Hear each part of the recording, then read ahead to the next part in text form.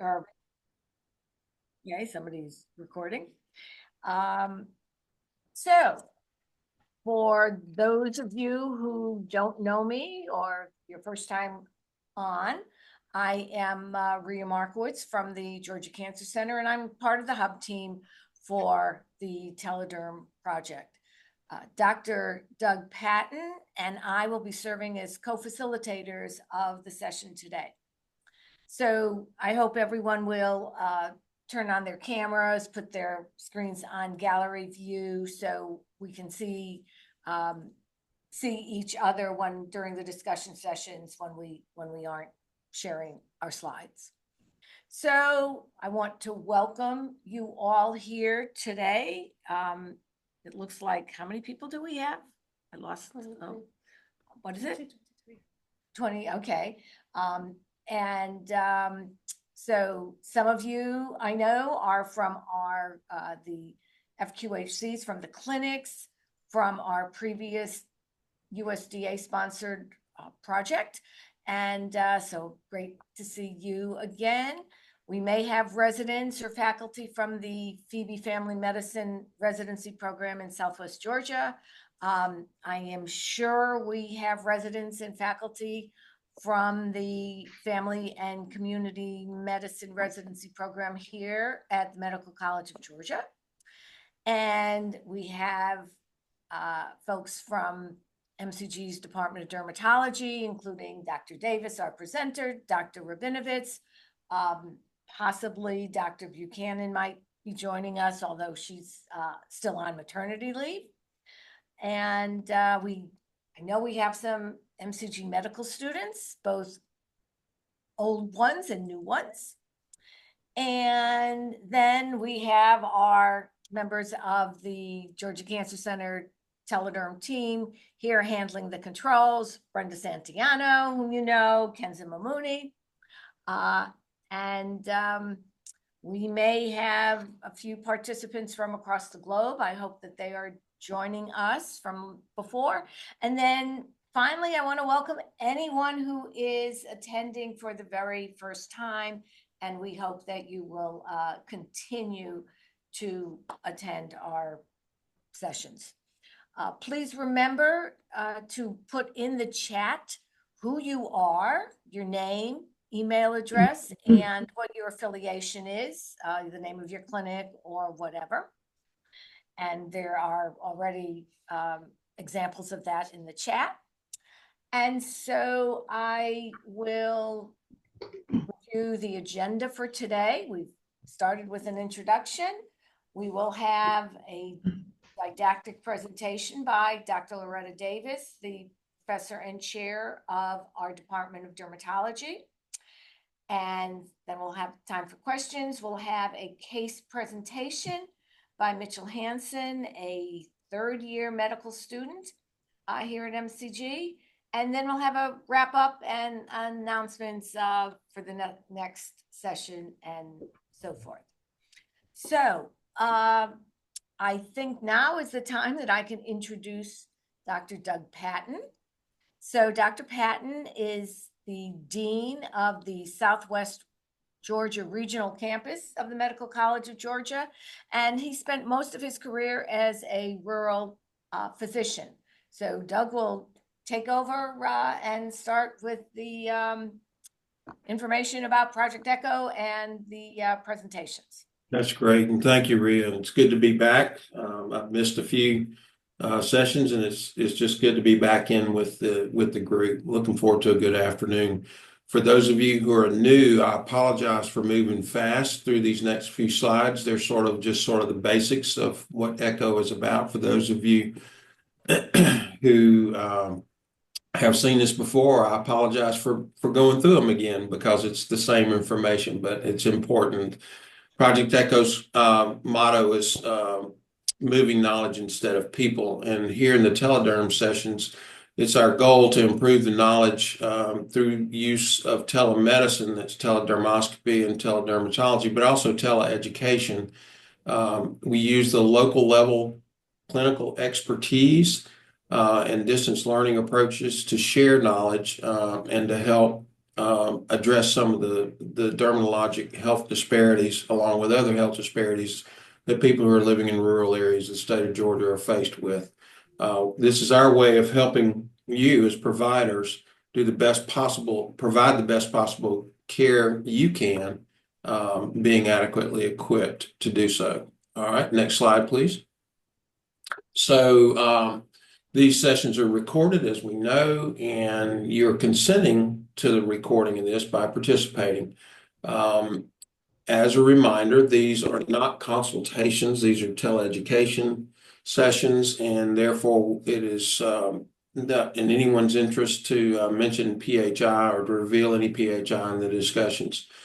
There will be information about continuing education credits. As we get to the very end of this, it'll appear in the chat. There'll also be some additional reminders. And of course, you can always email questions to teledermatology@augusta.edu. Next slide, please. So we do want to make sure that everyone's aware that we collect data from start to finish, and that includes registration data before the session ever begins, who's participating, questions and answers, and chat comments. And occasionally we actually have polls where we get audience participation during some of the ECHO programs. All this information is kept for the purposes of building future educational platforms and also testing the effectiveness of the presentations. Many good uses of that, but it is all kept confidential. Next slide, please. So just general Zoom etiquette reminders. Mute your microphone when you're not speaking. Unmute yourself when you do need to speak. We ask that if you have a question that you initially try and get our attention by typing that question into the chat. During the question and answer sessions, you can raise your hand, your electronic hand, by clicking on the button on the bottom down there where it says reactions, and then it'll give you an option to raise your hand. We'll call on you when the time is appropriate. Introduce yourself, tell us who you are, where you work, and what your role is.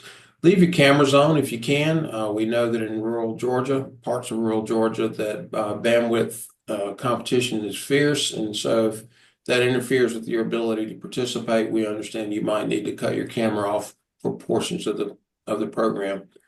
But use of gallery view is also helpful, and you can always chat or put questions or problems in the chat, or you can email Kenza at kmamooney@augusta.edu. Next slide, please. So with this point, it is my honor and pleasure to introduce Dr. Loretta Davis, who's professor and chair of the Department of Dermatology at MCG.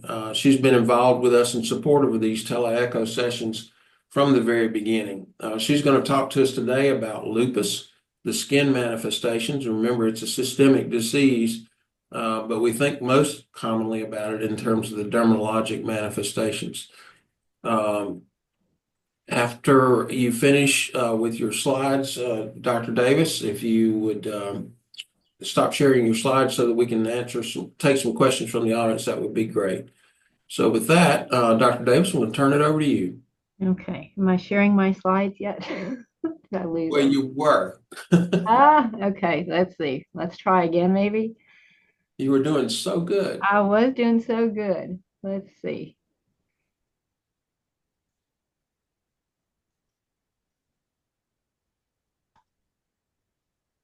Can you see them? Not yet. I've already kind of shared. Okay. There we go. Hey, Just You can click see- from the beginning and you're great. You can see them. Yep. Okay. Perfect. can you put it in presentation mode? Just click from the beginning and it'll go right there. From the beginning. Top left. Top left. Okay. We good? Click it. Hopefully.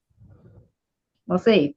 So, I was an internist before I became a dermatologist, a big secret maybe, but I really like taking care of sick patients. That's kind of my passion. I mean, I do skin cancers and skin checks and all that stuff, but I don't do Botox and I don't do fillers. I really like taking care of sick patients. And so some of the sickest patients I've seen have been patients with lupus. And so I thought I would talk for 20 minutes on just the various manifestations of lupus, because we live in the South and it's a lupus belt. We see a lot of lupus down here. Okay, well, Can you get into presentation mode, Dr. Davis?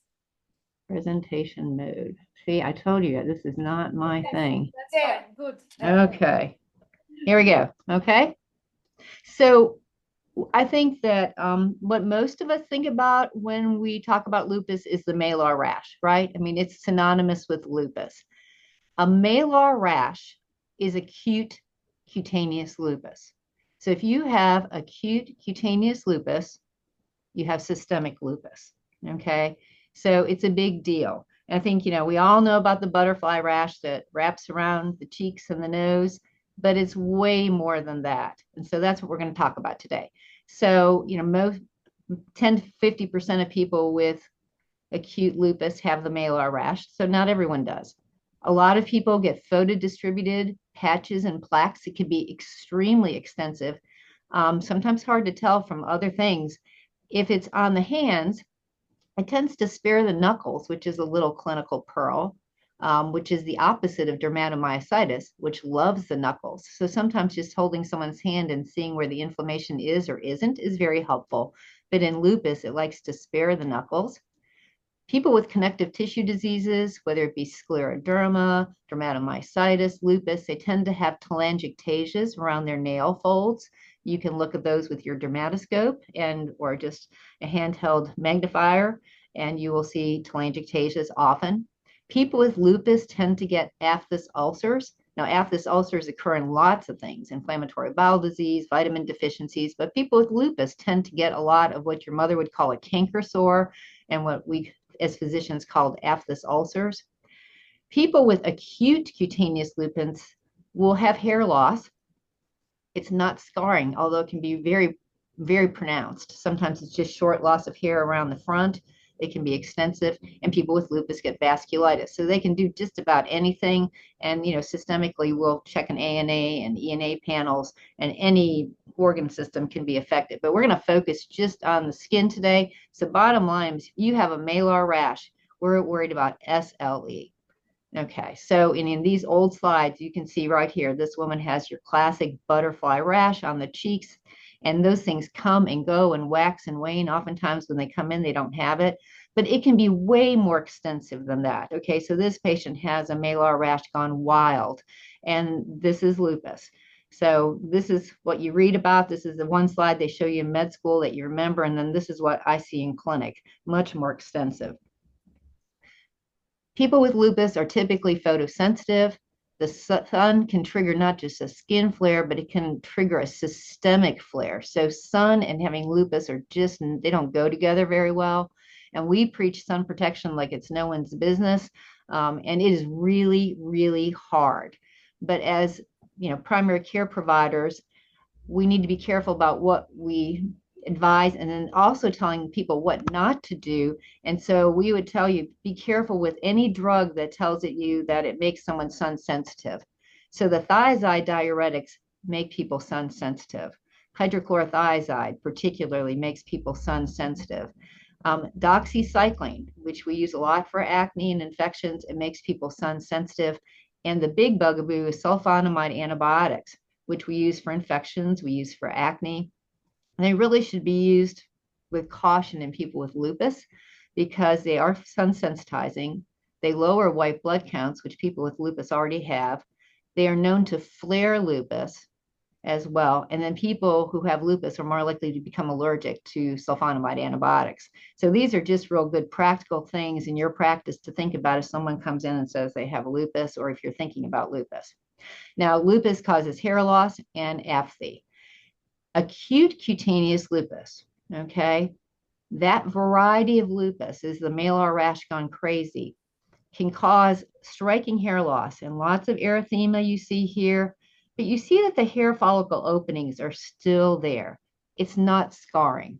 It's scary. People don't like losing their hair, but you can say to them, this is bad, but your hair will grow back when we treat this. So acute cutaneous lupus is scary, but the hair grows back. Now, people get ulcers on their tongue and their soft palate, not the hard palate, okay? It doesn't like the hard palate. It doesn't like the gingiva. These things don't like to be where there's bone underneath. But the buccal mucosa, lip, and tongue, people have ulcers. And so, you want to ask your patients when you're trying to figure out if they might have lupus, Do they have that malar rash? And do you get a lot of sores in your mouth? Do you get canker sores? Because they won't know the term apathy. The other thing, as I said, these are the kinds of folks I see in the hospital here. Malar rash gone crazy all over the place. But then you can see vasculitis. It's usually small vessel. It can be medium vessel. It's not usually large vessel. Okay, and what you see on the palms here is very purple. And so if you press on that with your thumb or with a glass slide, it doesn't blanch. It's palpable purpura, and that means there's blood extravasated out of the blood vessel, and palpable purpura is synonymous with vasculitis. So we see vasculitis in patients with acute systemic lupus. And as I mentioned, so this is not just the malar rash. These acute cutaneous lupus findings can be very extensive. This is another patient that I saw, and I've seen many like this, where this erythema kind of looks hivey, kind of looks a little figurate, can just be anywhere. And then on top of that redness, you start to see these dark areas. These dark areas are necrosis of the epidermis, okay? Those are all necrotic areas of epidermis, and you can see the sloughing begin here. So you can lose your top layer of skin with really bad lupus. In fact, occasionally it'll look like TEN, okay? So if you see someone who's got TEN or you're thinking along those lines, just make sure that they really don't have lupus, and lupus is just killing off their epidermis. Okay, so that's a wide range of findings that you can see. And we see more lupus in skin of color, and you can see sometimes you have to look, but this is all active lupus all the way out here, all this erythema. Now, we contrast that with chronic cutaneous lupus, which is also known as discoid lupus, and we use those terms interchangeably. These are papulosquamous lesions. They're well demarcated, they're scaly, the hair follicles are plugged with keratin. This is scarring, and you get a ton of pigmentary change, really dark and loss of color. It's very inflammatory. We call it localized when it's confined to the head and neck, and most of those people never, ever go on to have systemic lupus. If it's below the neck, we consider it generalized, and those are the people who are a little bit more risk for getting systemic lupus. So I don't draw ANAs in these people. I do a review of systems, and if they don't have, the achy joints and the sun sensitivity and all that other stuff, I don't ever get an ANA, because lots of people have a low positive ANA, and what am I going to do with it? Okay, so only maybe 5 to 10% of people who have chronic skin lupus, chronic cutaneous lupus, go on to have SLE. Chronic cutaneous lupus, okay, is, as I said, called discoid, and that's because the spots look like little frisbees, discs, circular spots, okay, like you have here. And there's often erythema at the advancing edge, okay? So the fire is moving out, and in its wake, it's leaving all this devastation, and that's because it's an interface dermatitis.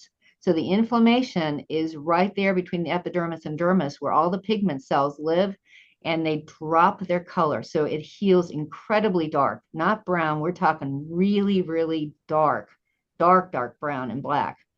And it can get so bad that you will lose color too. So it just kills off the melanocytes. So here you can see it's getting light.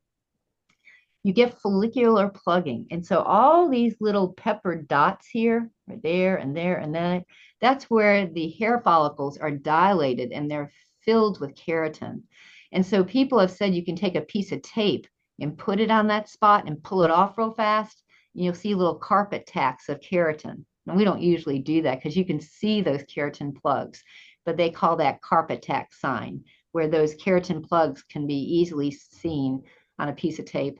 Keratin spikes, I think you can see them visually here. They're just perfect. And then you get atrophy. So as it's moving out, you can see this is dipped in. There's loss of skin there. The hair follicle's lost, and that's scarring. This is very easy to diagnose in patients who have pigment in their skin, so skin of color, because of the color variation.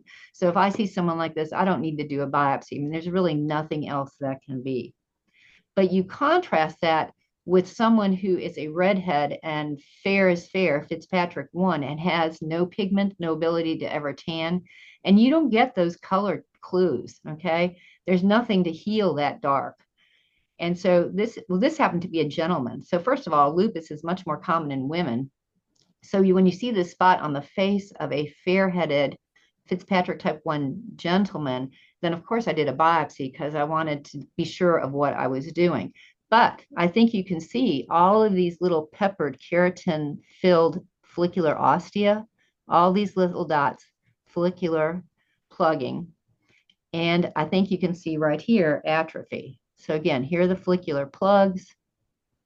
And then right here, you see atrophy and it's hypopigmented. So, I mean, I think now I would probably not miss that, but when I was a young faculty member, I did. So you biopsy it.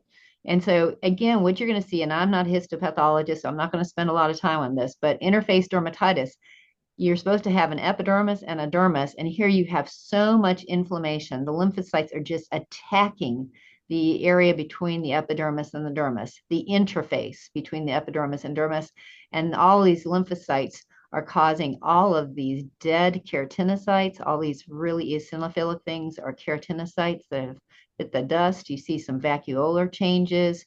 This is where your melanocytes live, okay? And all of this pigment gets dropped in, and that's why you get all this discoloration. You can see dilated blood vessels, you see telangiectasias, and if you look closely, you see your keratin-filled follicular ostia. So you see follicular plugging, which I think you can see clinically as well. So now, if you have patients who come in with very mild disease, like here, you almost think, well, these precancers, but you can see this telltale pigment, okay, that's healing dark right here. Look at the edge of this one. Dark pigmentation at the edge of this spot on the lower jawline.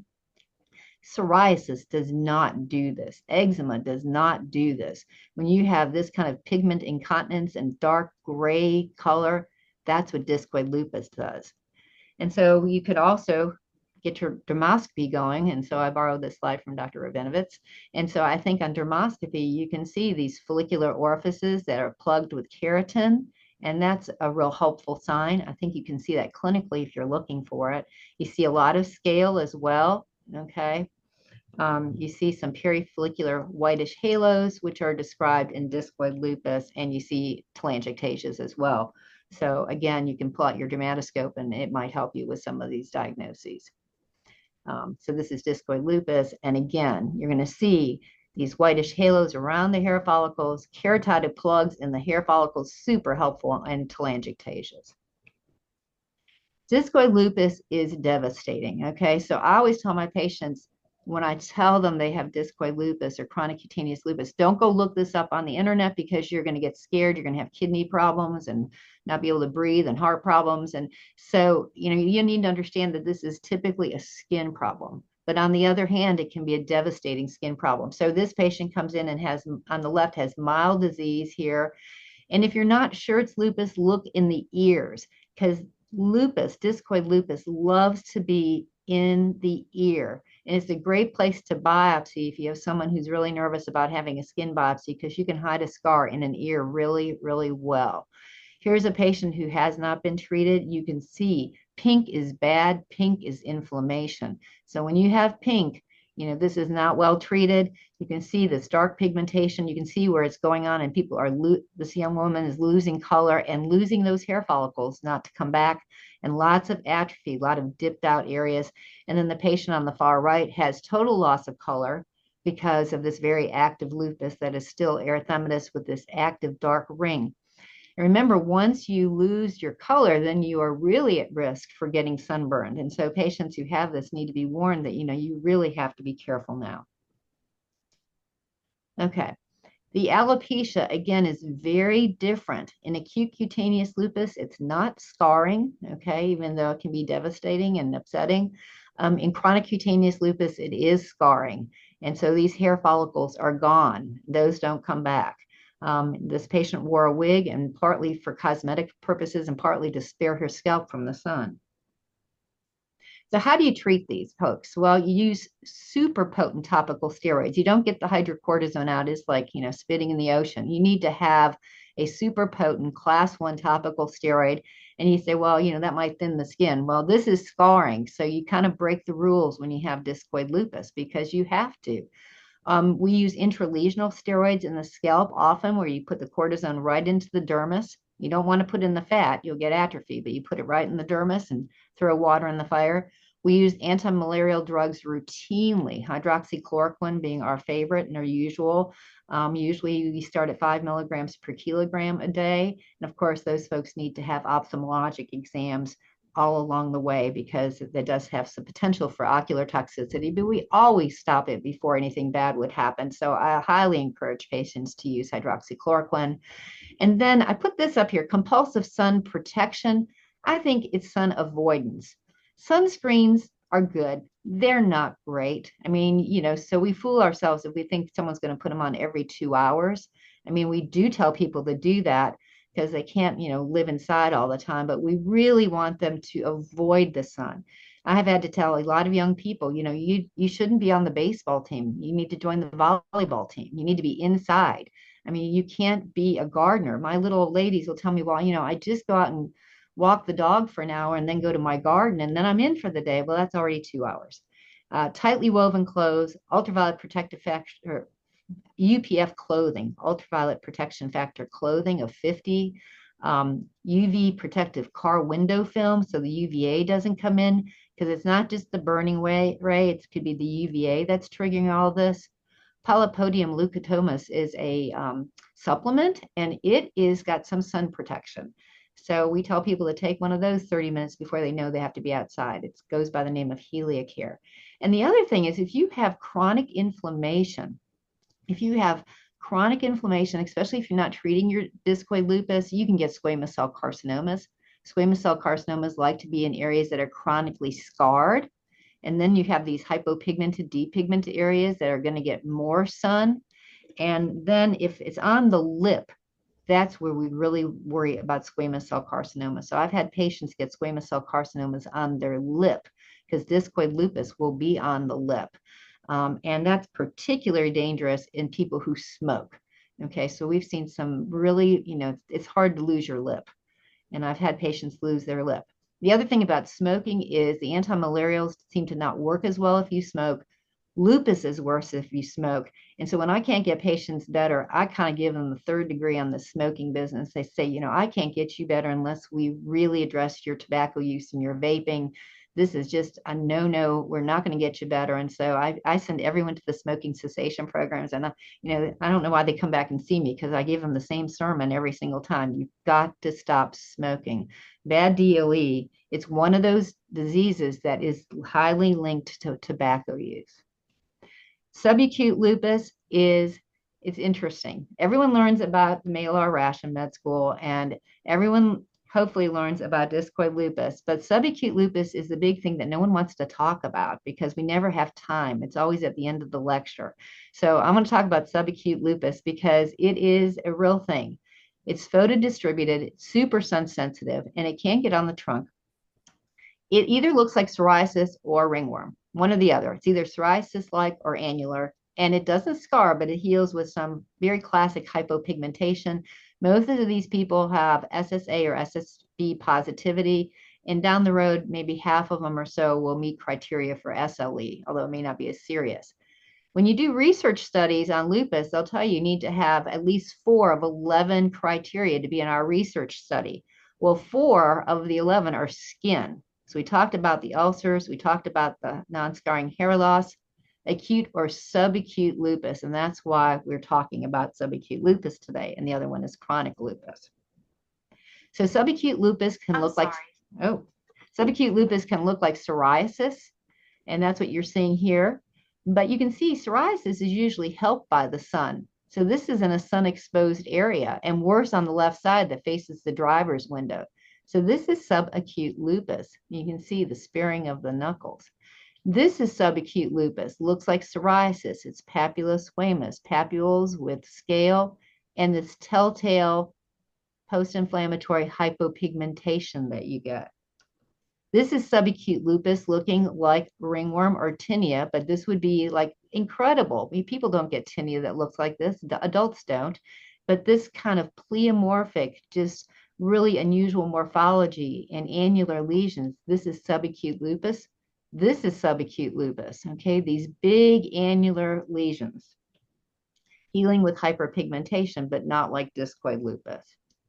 This patient was triggered by hydrochlorothiazide, so I'd like to show that just because we use that drug a lot. So I said, listen, we're going to keep you out of the sun. We're going to give you we're going to stop your hydrochlorothiazide after talking to your provider, and we're going to start you in hydroxychloroquine. And you see he comes back and he's way better.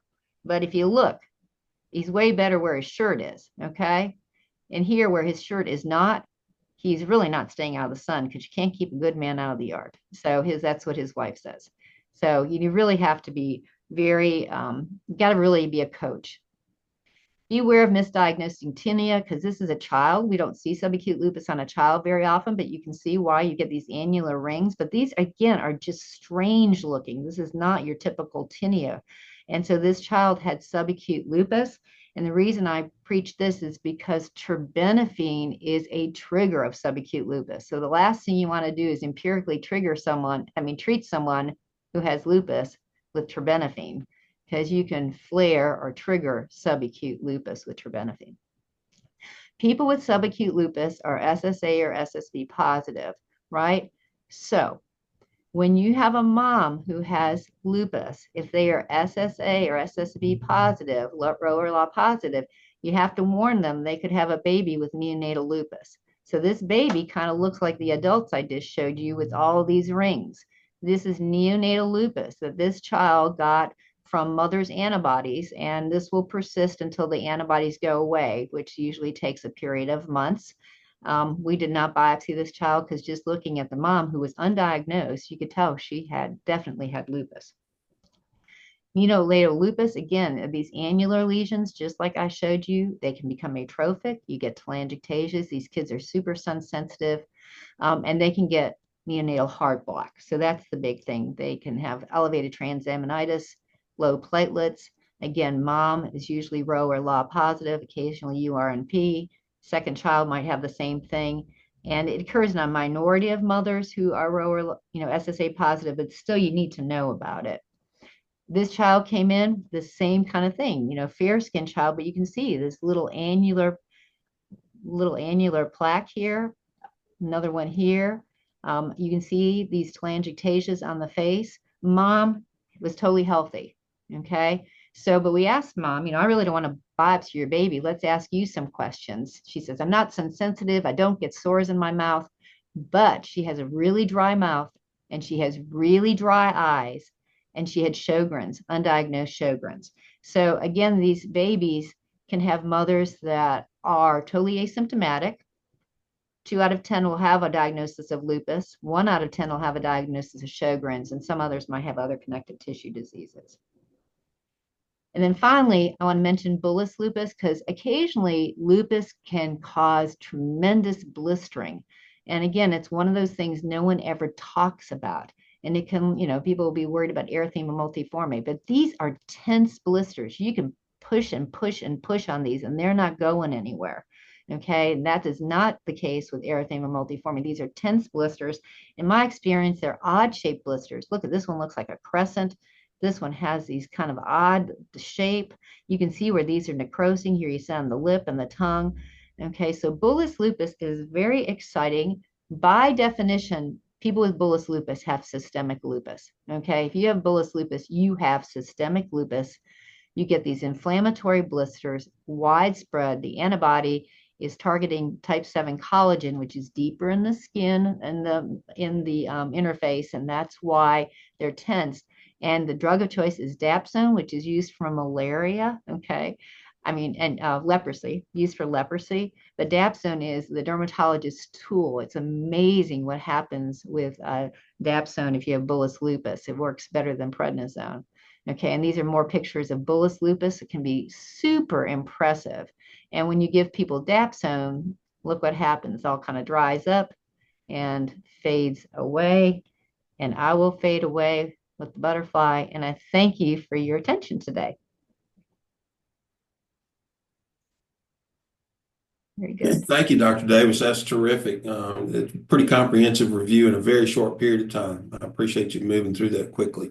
I was looking to see if we had any questions in the chat. We have a comment. I don't know if Christy has a question to go with that comment or not. Give me a second there. I was noticing while we're waiting to see if others have a question or two that the bullous lupus made me think back on a previous slide where you were talking about sort of the inflammatory process that goes on at the dermal epidermal junction, and that it looks sometimes like toxic epidermal necrolysis. Right. That seemed like sort of a parallel situation there for me. But again, I'm just a dumb general surgeon from South Georgia, so what do I know? Well, no. I mean, blistering is complicated, but here, people with lupus make autoantibodies to everything. So in bullous lupus, they're specifically making their autoantibodies to the type 7 collagen, which is a little deeper. And so that's why the bulla are more tense. Mm. But it's just amazing all of the new things that we know about what's being targeted with patients with lupus. More and more antibodies and this T cell inflammation. And I could talk about lupus for a whole day, but that might be You're torture. you're channeling your inner internist. So That's right. That's right. Very all good. right. Well, we will hold for now, and we'll move on to our next presentation with Dr. Davis. You're not allowed to go away. You have I'm to right stay here. with us for a I'll little. mute my. And we will hopefully have time for a few questions at the end for the entire presentation. But at this point, it's my honor and privilege to introduce our case presentation, which will be presented by Mitchell Hansen, who is a clerkship level medical student at MCG. He's been involved in a project to place free sunscreen dispensers in various places and out in the public around the campus, for example, and at local trailheads. He's been working with Dr. Santiano in this effort. And Mitchell, we see you got your slides up, so it's your turn to shine. So take it away. If I could interrupt for 1 second before you start, a number of people have joined us, and I want to remind them or request that they enter into the chat their name, email, and affiliation. We need to keep track of that. So if the new people have come in can do that, we'd appreciate it. Thanks for catching that, Dr. Markowitz. All right, Mitchell, take it away. Perfect. Thank you all for letting me be here today. I cannot see anyone on my screen, so if anyone's waving at me, just feel free to say something while I'm talking. But as they said, my name is Mitchell Hansen. I am a third-year MD and PH candidate here at the Medical College of Georgia, and today I will be doing a clinical case presentation on a patient with severe pruritus. But before I get started, I also wanted to have the pleasure of thanking Dr. Bervinovitz for his willingness to help create the slides for me. So, here we have a 50-year-old man who had a very itchy rash consisting of red papules along his medial upper thighs, chest, nearly his entire backside, medial side of his feet, and ulnar surfaces of his hands. Now, on the upper thigh, they also demonstrated pink papules, and on magnification with dermoscopy, you can see that there is a very fine scale with a very specific type of pattern that we'll talk about in a second. And then on higher magnification, you can see remnants of what we believe is a burrow and a small triangular shaped brown structure, which is called a delta sign at the very right side of the screen. And I'll kind of just put a little line up there to show you kind of what the general shape of it is. And then next, at a closer look, at least of his feet and also ulnar surfaces of his hand, you can see these skin-colored small raised serpentine lines, so lines that kind of resemble the shape of a snake. And then on higher magnification, you can again see that triangular pigmentation at the superior edge of each of these burrows. With all that in mind together, does anyone want to guess, and you're welcome to shout it out, what the diagnosis is in this case? Anyone's commenting, I cannot, actually, maybe I might be able to see. Let's see if anyone commented. Perfect. Yes. Scabies. Thank you, Kyle. So yes, this is scabies. You can see pictures of them right over here on the right side of the screen. And actually the very right one is actually one that I helped capture during my gap year where we actually scraped it off together from a patient. So we can track scabies with direct prolonged skin-on-skin contact, generally such as sexual activity or as living in the same living quarters. Less commonly, but also still possible, it can also be transmitted through contaminated items, also known as fomites, such as towels, bedding, or clothing.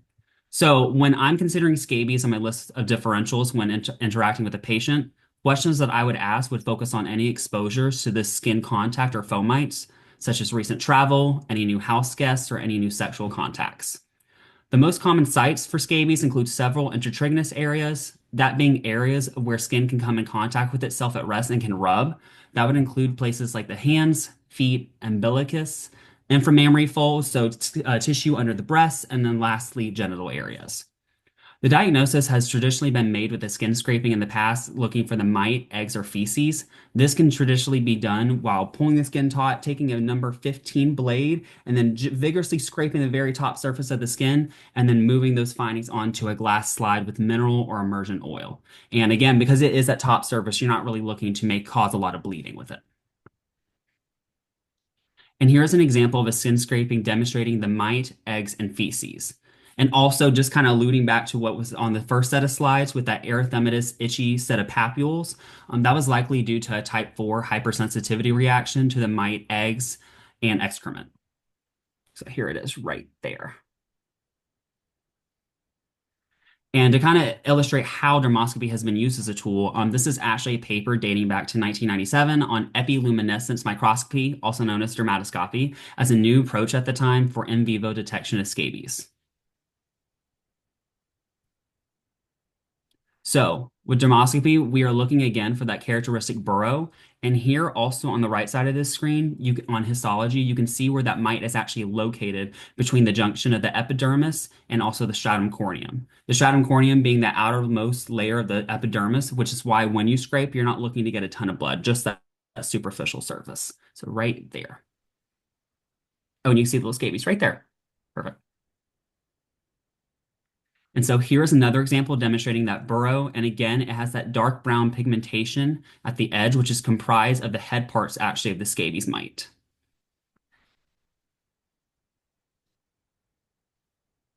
And then here, again, we can see the scabies mite. And with that top portion, that's the only portion that we see as outlined by that triangle. And then after that, you tend to see that contrail. And this set of findings together has been compared to either a jet contrail, a delta glider, a jet liner with contrail, or spermatozoid. And this is kind of the distinct appearance that we're looking for with scabies. Now, the delta sign is, again, what is composing of that anterior pigment in the top 1/3 of the mite. Approximately 90% of the time, it's going to be associated with a furrow. Only the anterior third is visible due to this pigmentation, while the posterior portions are not due to lack of contrast with skin on dermoscopy and therefore cannot be clearly visualized. In order to see those parts and the eggs, you would need much higher magnification. And thus, dermoscopy in this case is an easy tool to perform non-painful, non-invasive evaluation for scabies and requiring no sharps, which might be an ideal thing to do, especially for patients that might be averse to this, such as children. And so again, we see again the serpiginous burrow, and then you can clearly see the little delta signs along it. And so with each of these, we actually see a scabies mite. And so again, showing you a collage of pictures. Again, here's that burrow, and here's that scabies mite right there. And then a higher magnification, you can really see those burrows nicely defined. Repetition just helps with practice, and as I will talk about in a second, is very important for me able to diagnose scabies with dermoscopy. So how accurate is dermoscopy when used to diagnose scabies? There was a study of 238 patients comparing delta sign versus skin scraping for diagnosing scabies, of which the latter was historically considered the gold standard. Interestingly enough, dermoscopy demonstrated a sensitivity of 91% compared to 90% with skin scraping.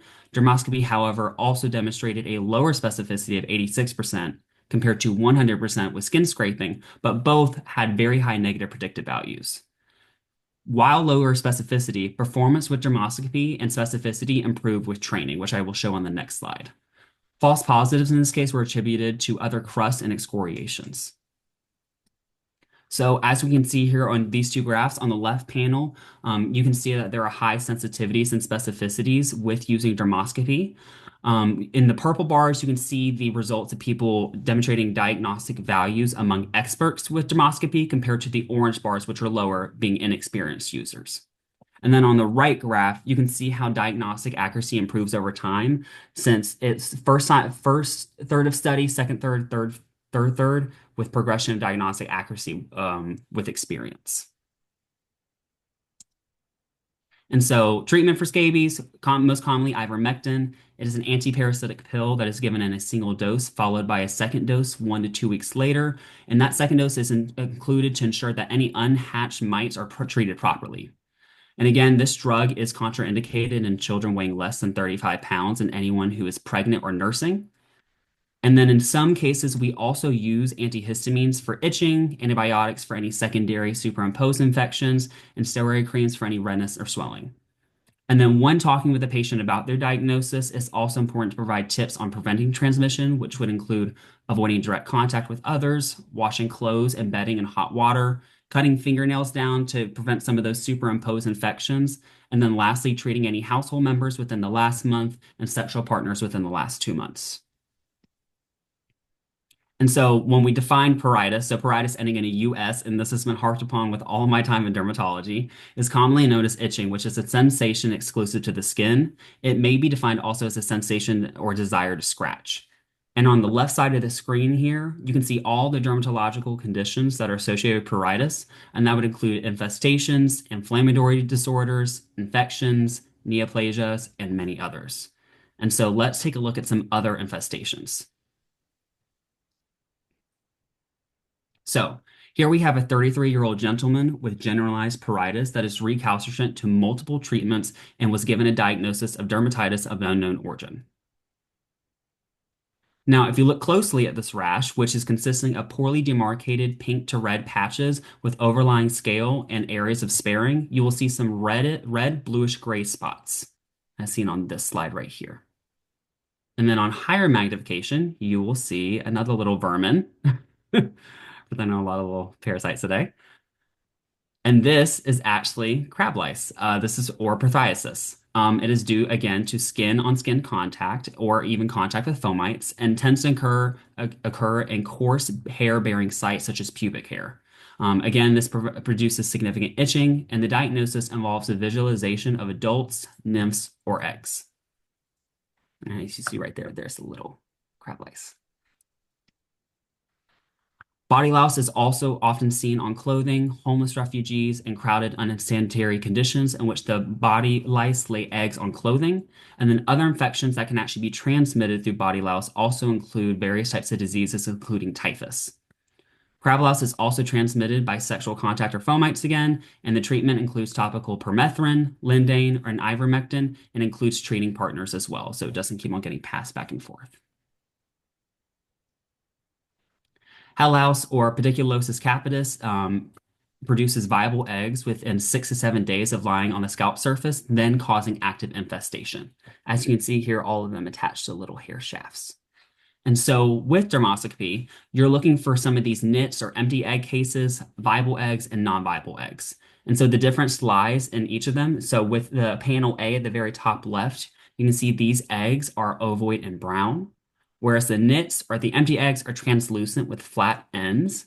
And then very lastly, the dead eggs are contain a collapsed nymph brown area with that nit plus air pocket. And so this would be important for being able to track, how someone is doing with their treatment while taking one of the prescriptions prescribed.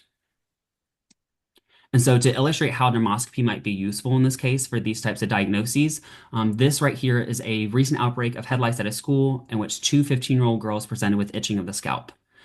Dermoscopy of the hair of one girl on the left panel revealed one vital nit, which is underlined with that red line right there on the left side, and then one empty nit shell underlined in blue, still attached to the hair shaft.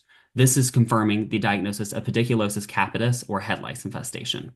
In contrast, on the right side of the screen is a dermoscopy of the hair of her classmate, which showed white, bizarrely shaped amorphous structures that were consistent with hair casts.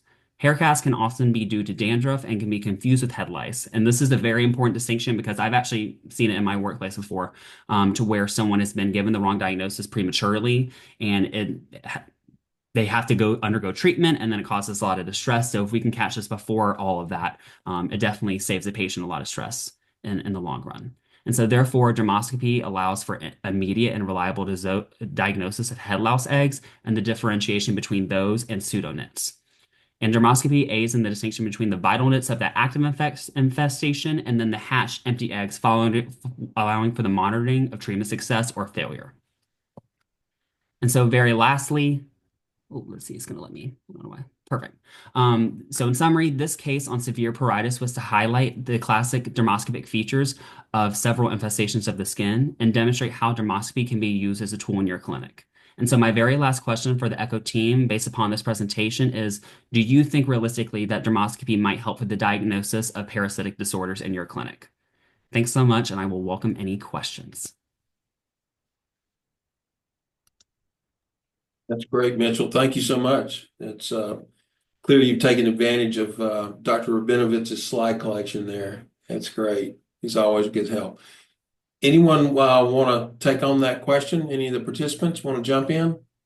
Type it in the chat, open your mic, open your microphone, speak it out.